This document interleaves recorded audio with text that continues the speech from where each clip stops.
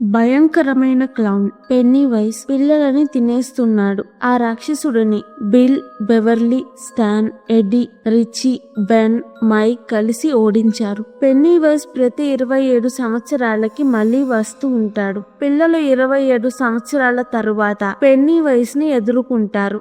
ఈసారి క్లౌన్ ని ఓడించగలరా లేదా ఇప్పుడు చూద్దాం. ఇవాళ మనం డిస్కస్ చేయబోతున్న ఇంగ్లీష్ మూవీ ఇట్ చాప్టర్ 2. మీరు ఇట్ చాప్టర్ 1 చూడకపోతే డిస్క్రిప్షన్ లో లింక్ ఇచ్చాను. ఆ వీడియో చూసి ఇక్కడికి రండి. నేను మూవీస్ ఎక్స్ప్లెనేషన్ తో పాటు anime, Asian drama, web series explanation కూడా చేస్తున్నాను. మీకు ఇంట్రెస్ట్ ఉంటే నా మిగతా ఛానల్స్ ని విజిట్ చేయండి. లింక్స్ డిస్క్రిప్షన్ లో పిన్డ్ కామెంట్ లో పెట్టాను. 1989లో పెన్నీవైస్ బెవర్లీని కంట్రోల్లోకి తీసుకున్నాడు. అప్పుడు తనకి అందరూ పెద్దగా ఉన్నప్పుడు ఎలా ఉన్నారో విజన్ వస్తుంది. పెన్నీవైస్ ని ఓడించాక అందరూ ప్రామిస్ చేసుకుంటారు, అది మళ్ళీ వస్తే మనమందరం కలిసి దానిని అంతం చెయ్యాలి అని. 27 సంవత్సరాల తరువాత అందరూ ఊరు నుంచి దూరంగా వెళ్లారు. బిల్ రైటర్ అయ్యాడు. తను రాసిన బుక్ బట్టి ఒక సినిమా తీస్తున్నారు. తనకి పెళ్ళయింది. ఎడ్డీ రెంటల్ బిజినెస్ నడుపుతున్నాడు. రిచీ కమీడియన్ అయ్యాడు. స్టాండప్ కామెడీ చేస్తున్నాడు. బెన్ ఆర్కిటెక్ట్, తనకి సొంత కంపెనీ ఉంది. స్టాన్లీ అకౌంటెంట్ గా పనిచేస్తున్నాడు. తనకి పెళ్ళయింది. మైక్ ఊరిలోనే లైబ్రరీలో పనిచేస్తున్నాడు. Beverly fashion designer. తన హస్బెండ్ తనని అనుమానిస్తూ కొడుతూ ఉంటాడు. 1989లో హెన్రీ పెన్నీవైస్ కంట్రోల్లో ఉండి తన నాన్నని చంపాడు. మైక్ తో ఫైట్ లో బావిలో పడిపోయాడు. తను చనిపోలేదు, బ్రతికే ఉన్నాడు. బావిలో నుంచి బయటికి వచ్చాక ఇంటికి వెళ్తాడు. పోలీస్ తనని అరెస్ట్ చేస్తారు. పైన బెలూన్ ఉంటుంది. బెలూన్ ని చూసి నవ్వుతాడు. అప్పటి నుంచి ఇప్పటిదాకా మెంటల్ హాస్పిటల్లో ఉన్నాడు. ఇప్పుడు ఊరిలో పెన్నీవైస్ మళ్ళీ వచ్చాడు. ఒక అతనిని తిన్నాడు. ముక్కలై ఉన్న బాడీ దొరికింది అని తెలియగానే మైక్ వెళ్లి చూస్తాడు. రెడ్ బెలూన్ ఉంటుంది. గోడ మీద తిరిగి రండి అని రాసుంటుంది. టెన్షన్ గా అందరికి కాల్ చేసి అర్జెంట్ గా రేపు ఊరికి రండి అని చెప్తాడు. అందరికి భయం వేస్తుంది. స్టాన్లీకి చాలా భయం వేసి సూసైడ్ చేసుకొని చనిపోతాడు. బెవర్లీ హస్బెండ్ తనని ఊరికి వెళ్లకుండా కొడతాడు. బెవర్లీ ఎంగేజ్మెంట్ రింగ్ అక్కడ పెట్టేసి వచ్చేస్తుంది. హెన్రీకి హాస్పిటల్లో బెలూన్ కనిపిస్తుంది. హ్యాపీగా ఉంటాడు. క్లౌన్ మిస్ అయిన హెన్రీ ఫ్రెండ్ లాగా వచ్చి తన నాన్నని చంపిన కత్తి ఇస్తాడు. నెక్స్ట్ రోజు సాయంత్రం కల్లా ఫ్రెండ్స్ అందరూ ఊరికి వస్తారు. అందరూ హ్యాపీగా పార్టీ చేసుకుంటారు. స్టాన్ రాలేదు.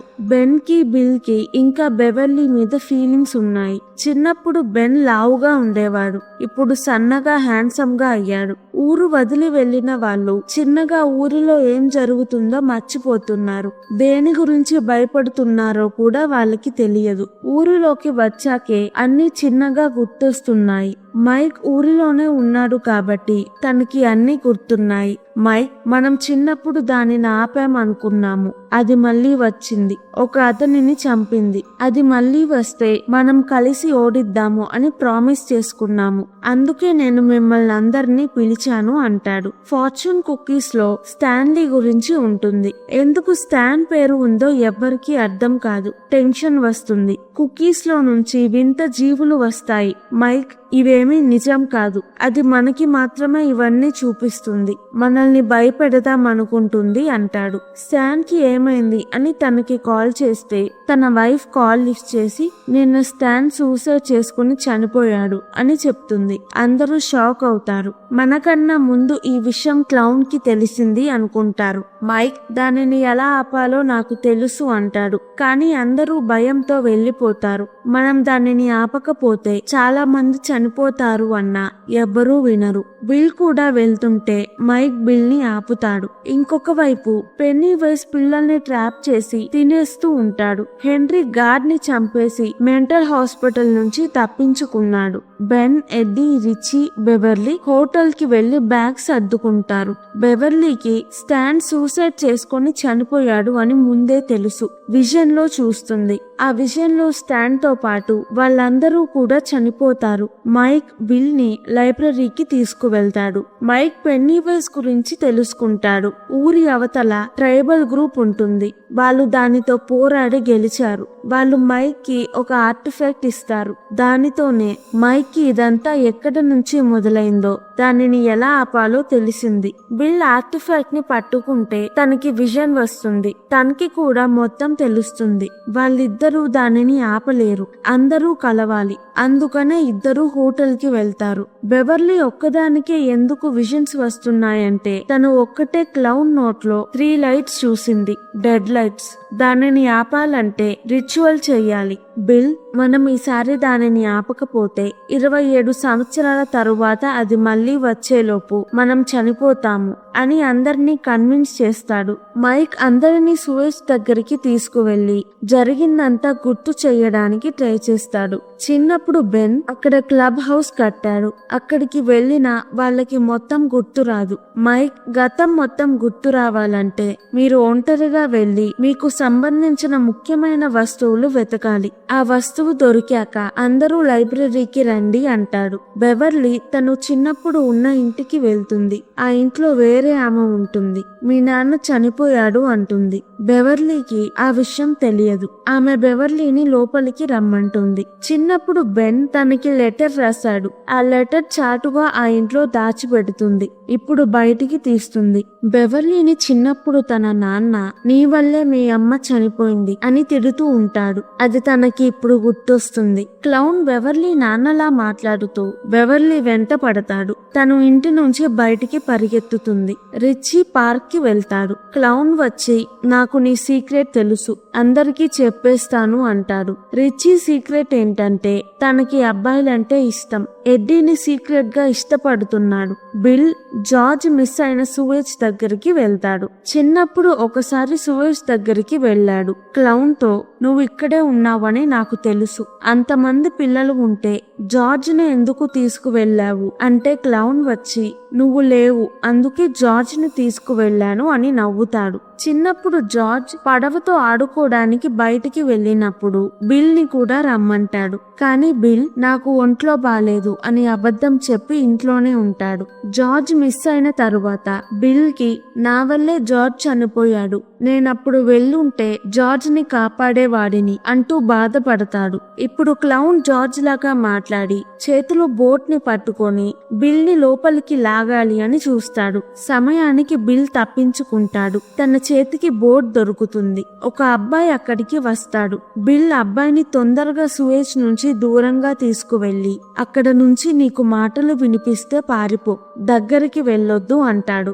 అబ్బాయి, ఇక్కడ నుంచి కాదు, నాకు మా ఇంటి బాత్రూమ్ డ్రైన్ లో నుంచి మాటలు వినిపిస్తున్నాయి. అప్పుడు క్లౌన్ మాట్లాడుతున్నట్టు అనిపిస్తుంది అంటాడు. బిల్ అబ్బాయితో నువ్వు ఇక్కడ నుంచి వెళ్ళిపోవాలి, మీ అమ్మ నాన్నకి చెప్పి తొందరగా ఊరి వదిలి వెళ్ళిపో అంటాడు. అబ్బాయి బిల్ ని వింతగా చూస్తూ నేను ఇవాళ ఎగ్జిబిషన్ కి వెళ్ళాలి అంటాడు. బిల్ అబ్బాయితో జాగ్రత్తగా ఉండమంటాడు. చిన్నప్పుడు బెన్ బుక్ లో బెవర్లీ సైన్ చేస్తుంది. బెన్ కి బెవర్లీ అంటే ఇష్టం. స్కూల్లో ఉన్నప్పుడు క్లౌన్ నువ్వు చాలా లావుగా ఉన్నావు, బెవర్లీకి నువ్వెప్పుడూ నచ్చవు అంటాడు. బెన్ ఇప్పుడు స్కూల్ కి వెళ్ళాక ఆ మెమరీ గుర్తొస్తుంది. హోటల్ కి వెళ్తాడు. అక్కడ బెవర్లీ ఉంటుంది. రిచీ నేను వెళ్ళిపోతాను అని రూమ్ కి వెళ్లి బ్యాగ్ సర్దుకుంటాడు.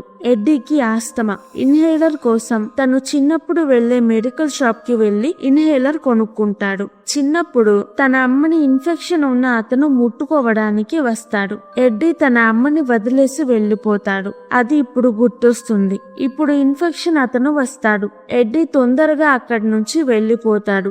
బిల్ ఎడ్డీ హోటల్ కి వెళ్తారు. బిల్ కి క్లౌన్ నుంచి అబ్బాయి చనిపోతాడు అని మెసేజ్ వస్తుంది. బిల్ అబ్బాయిని కాపాడడానికి ఎగ్జిబిషన్ కి వెళ్తాడు. రిచీ ఎవరికీ తెలియకుండా వెళ్లిపోతాడు. హెన్రీ హోటల్ కి వచ్చి నువ్వు చనిపోయే టైం వచ్చింది అంటూ ఎడ్డీని పొడిచి కిటికీలో నుంచి వెళ్లిపోతాడు. ఎడ్డీ అరుపులు విని బెన్ రూమ్ కి వెళ్లి చూస్తే కిటికీ విరిగి ఉంటుంది.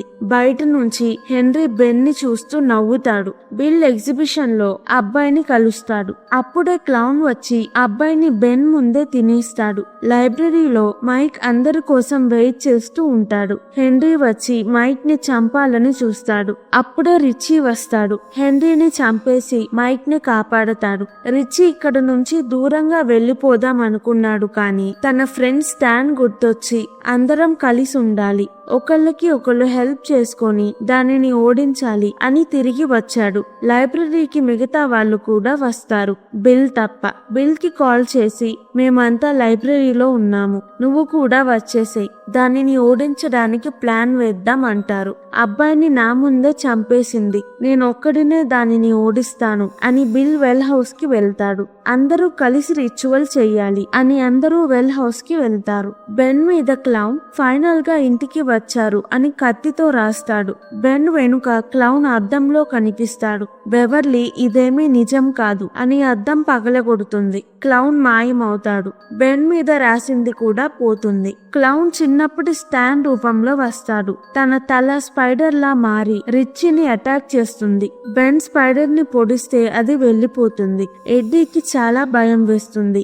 బిల్ మనం భయపడడమే దానికి కావాలి, భయపడద్దు అంటాడు. 27 సంవత్సరాల ముందులాగే అందరూ బావిలో నుంచి పెన్నీవైస్ ఉండే చోటకి వెళ్తారు. రిచువల్ మొదలు పెడతారు. అది దాని అసలైన రూపంలో ఉన్నప్పుడే దానిని ఓడించగలరు. బిల్ బోట్ ని, బెవర్లీ బెన్ రాసిన లెటర్ ని, బెన్ బెవర్లీ సైన్ చేసిన పేపర్ ని, ఎడ్డీ తన ఇన్హేలర్ ని, రిచీ పార్క్ లో కొన్న టికెట్ ని, మైక్ చిన్నప్పుడు వాళ్ళు హెన్రీని కొట్టిన రాయిని, స్టాన్ కి సంబంధించిన ఒక వస్తువు, అన్నిటినీ మంటలో వేస్తారు. రిచువల్ కి 3 స్టెప్స్ ఉంటాయి. మొదటిది వాళ్ళు అంతా కలవడం. 2 వాళ్ళకి సంబంధించిన వస్తువులు సేకరించాలి. ఇదే ఆఖరి స్టెప్. అప్పుడే మంట ఆరిపోతుంది. పైనుంచి క్లౌన్ లో ఉండే డెడ్ లైట్స్ వస్తాయి. మైక్ ఎవరూ లైట్స్ వైపు చూడొద్దు, మంత్రాలు చదువుతూ ఉండండి అంటాడు. లైట్స్ ఆర్టిఫాక్ట్ లోకి వెళ్తాయి. మైక్ ఎమ్మటే దానిని మూసేస్తాడు. అయినా అది బెలూన్ లా అయ్యి అక్కడ నుంచి తప్పించుకుంటుంది. రిచువల్ పని చెయ్యలేదు. మైక్ అందరికీ అబద్ధం చెప్తాడు. ట్రైబల్స్ దానితో పోరాడేటప్పుడు అది అందరినీ చంపేసింది. మైక్ వాళ్ళ ఫ్రెండ్స్ అందరినీ నమ్మించడానికి, ధైర్యంగా ఉండడానికి అబద్ధం చెప్తాడు. దానిని అంతం చేసే మార్గం ఇప్పటిదాకా ఎవ్వరూ కనిపెట్టలేదు. క్లౌన్ అందరికీ మెమరీస్ చూపించి భయపెట్టడానికి ట్రై చేస్తాడు. అందరూ వాళ్ళ భయాల్ని ఎదుర్కొంటారు. క్లౌన్ పెద్ద స్పైడర్ లా మారి ఎడ్డీని పొడుస్తాడు. మైక్ కి ట్రైబల్ చెప్పిన రూల్ గుర్తొస్తుంది. అది ఎంత చిన్నగా ఉంటే దానిని చంపడం అంత ఈజీ. ఎడ్డీని ఒక చోట సేఫ్ గా పెట్టి దాని దగ్గరికి వెళ్తారు. అది ఇప్పుడు చాలా పెద్దగా స్పైడర్ లా ఉంటుంది. భయం లేకుండా అందరూ దానిని కోపంగా తిడతారు. నువ్వు సాధారణ జోకర్వి, నీ వల్ల ఏమీ కాదు, నువ్వంటే మాకసలు భయం లేదు అంటారు. అది భయపడుతూ చిన్నగా వీక్ గా అవుతుంది. అందరూ కలిసి దానిని రెండోసారి ఓడిస్తారు. డెడ్ లైట్స్ కూడా మాయమవుతాయి. ఆ చోట కూలిపోతుంది. ఎడ్డీకి అయిన గాయం వల్ల తను చనిపోతాడు. రిచీ ఏడుస్తూ ఎడ్డీని హక్ చేసుకుంటాడు. అందరూ రిచీని లాక్కొని అక్కడి నుంచి బయటపడతారు. ఎడ్డీ చనిపోయాడని అందరూ బాధపడతారు. బెన్ తన ఫీలింగ్స్ బెవర్లీకి చెప్పి ఇద్దరూ రిలేషన్షిప్ లో ఉంటారు. తర్వాత ఎవరింటికి వాళ్ళు వెళ్లిపోయి వాళ్ళ లైఫ్ వాళ్ళు బ్రతుకుతూ ఉంటారు. బిల్ ఇంకొక బుక్ రాయడం మొదలు పెడతాడు. మైక్ చిన్నప్పటి నుంచి ఊరిలోనే ఉన్నాడు. ఇప్పుడు ఊరి వదిలి ఎక్కడికైనా వెళ్దాము అని డిసైడ్ అవుతాడు. ఊరి నుంచి దూరంగా వచ్చిన పోయినసారిలాగా ఎవ్వరూ ఏమీ మర్చిపోరు. అది అంతమైంది కాబట్టి మనమేమీ మర్చిపోలేదు అనుకుంటారు. కొన్ని రోజుల తరువాత అందరికీ స్టాన్ రాసిన లెటర్స్ వస్తాయి. తను చనిపోయే ముందు అందరికీ లెటర్స్ రాశాడు. ఇంతటితో ఇట్ చాప్టర్ 2 మూవీ అయిపోతుంది. మీకు ఈ మూవీ ఎలా అనిపించింది కమెంట్స్ లో చెప్పండి. ఈ వీడియో కనుక మీకు నచ్చినట్టయితే ప్లీజ్ వీడియోను లైక్ చేసి ఛానల్ ని సబ్స్క్రైబ్ చేసుకోండి. ఇలాంటి మూవీస్ కావాలంటే కింద కమెంట్స్ లో చెప్పండి. నేను తప్పకుండా ఎక్స్ప్లెనేషన్ వీడియో చేస్తాను. Thank you. మళ్ళీ వచ్చే వీడియోలో కలుద్దాం.